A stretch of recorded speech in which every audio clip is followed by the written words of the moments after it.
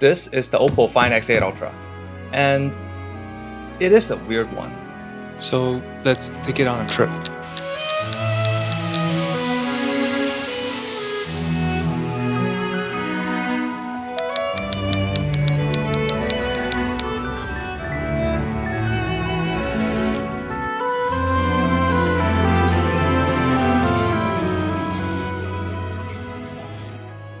There are already a lot of reviews out there on this phone, and majority of them are pretty positive.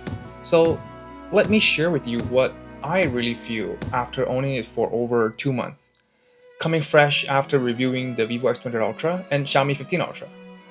And everything in this video, aside from my talking head, is shot using one of the 3 phones. I will stamp their logos towards the bottom right of the footage. So last week, I took this phone with me to Vancouver to visit friends and to watch some live League of Legends action. It did not give me the immediate holy shit factor, such as Vivo X8 Ultra's classic negative mode, nor the Xiaomi 15 Ultra's vibrancy of the Leica authentic mode.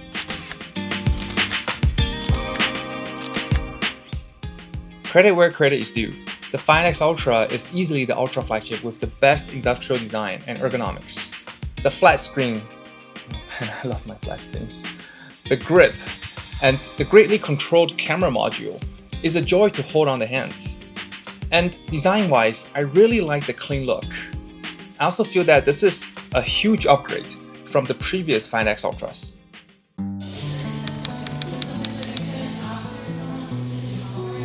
The plane from San Francisco to Vancouver was tiny. It was so small that I could not stand straight in the bathroom. The one silver lining? Some inconsiderate person left the window open the entire flight, but it also led to me snapping up some photos that I really dig.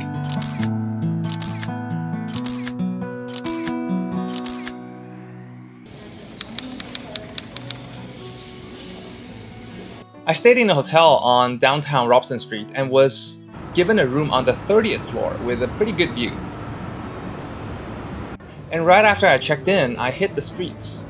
And my experience with the Find X8 Ultra started with the default photo mode. And the results were as generic as water. So much so that I almost decided to skip this phone because the photos lacked characteristics, they lacked soul, and were too polished with obvious traces of AI alteration. And for video, I tested the latest Pro Video and Log mode. And coming fresh off the Xiaomi 15 Ultra and Vivo X8 Ultra, the Find X8 Ultra's video mode felt more like a step backwards. It is less convenient and harder to edit on the phone. And there are also 3 things that I'm not happy with it. The first one is subjective, and that the filters are too dim and flat, and that the color signs I feel were all over the place. I could name a handful of filters on other phones that I really like, but on the X8 Ultra, I did not like a single one of them. And the second one, while editing, the video will always automatically revert back to the very beginning while you swap filters. Like, you are not able to see how that filter looks at those specific moments within the video. It always just starts from the beginning again every single time. And the third one. Now this one's pretty big to me because I don't understand why a flagship phone does not have this feature in 2025. I hope I'm not missing anything. Because you are not able to adjust the parameters of your video, like contrast, exposure, highlights, shadows, brightness, none of those. You are only able to apply the predetermined filters onto your videos. Why? So by now, you can imagine my frustration and confusion behind this phone's hype. The very night I reached out to a friend working in Oppo, and he told me that a lot of their professional clients exclusively only use the master mode for photos, which supposedly is more authentic. But they had to feature and promote the default photo mode for the mass audience.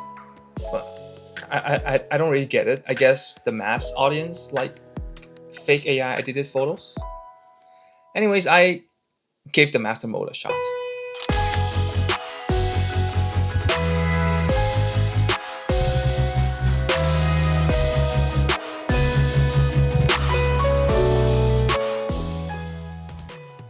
It introduced the characteristics I was looking for, and the heavy AI tuning was gone. It somehow felt like it brought a smile to my face, and it feels like the dark clouds had finally dispersed and came the sun.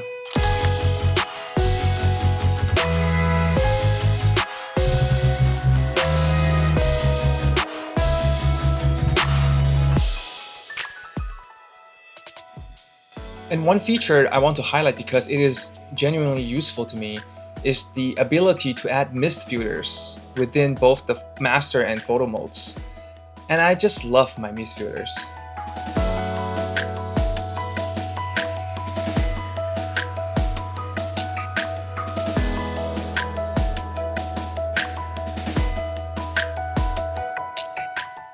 It is so convenient and looks great under bright sunlight or low light scenarios.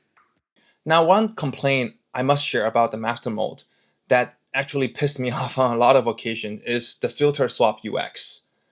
It is pretty wonky and causes misclick a lot, especially after you tap on the screen to manual focus. I was fortunate to arrive in Vancouver during a spell of sunny weather. As my friend had mentioned, the preceding weeks were all raining.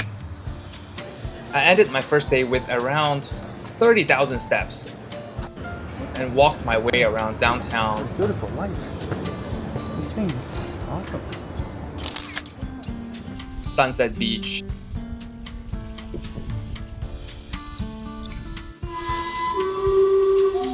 and Gastown.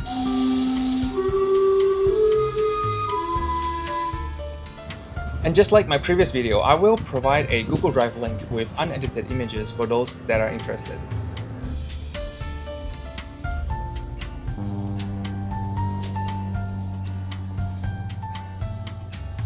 I also spent 2 full days watching some live League of Legends action on stage.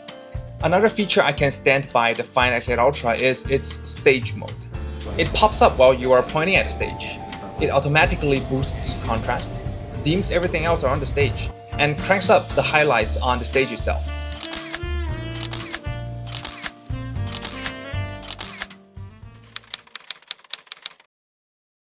First, I want to say that photography preference is very subjective, so please take what I've said or what I'm about to say with a grain of salt. Okay, with that aside, here comes my personal take. The master mode is the Oppo Find X Ultra's saving grace. Without it, it would not make my top 3 because of the overly done AI alterations, the lack of appealing filters, and a video mode that lacks any real customization. But if you are not like me and prefers your photos straight out of the camera without further editing, then the Oppo Find X8 Ultra and its master mode is the best one for you.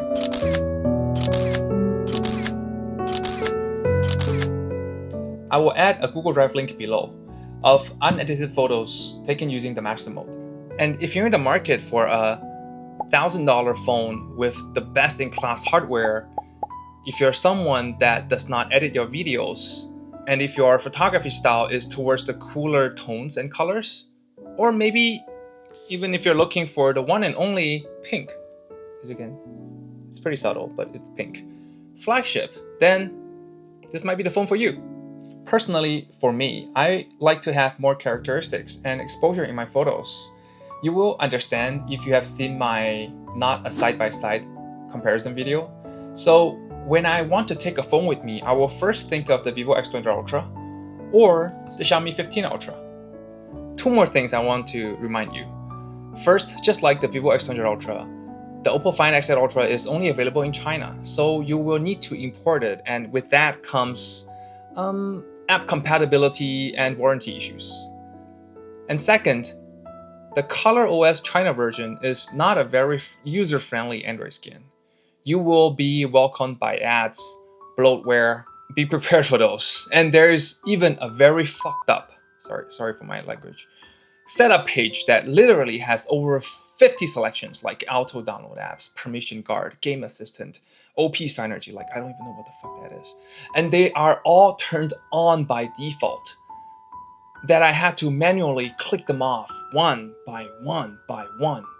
That page had no skip button, no turn on or turn off button. Whoever designed that page, I wish you run out of toilet paper the next time you take a dump. Let's be real, because of the physical limitation of smartphones, photography for the rest of the year is not going to be exciting. You heard that here first. So going forward, this channel will not spend too much time on borrowing products. And I also do not want to be someone who takes boring photos and yap about their performance, exposure, sharpness, details. You already have enough of those videos on YouTube. I think I'm going to travel more.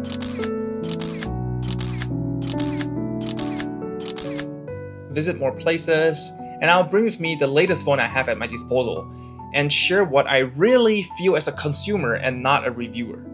So if that sounds like something you will like, feel free to subscribe to the channel and hit that smash button.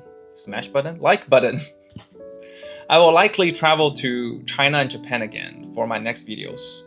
Before that, you guys can check out my Vivo X200 Ultra review or my comparison video between Xiaomi 15 Ultra and the X200 Ultra.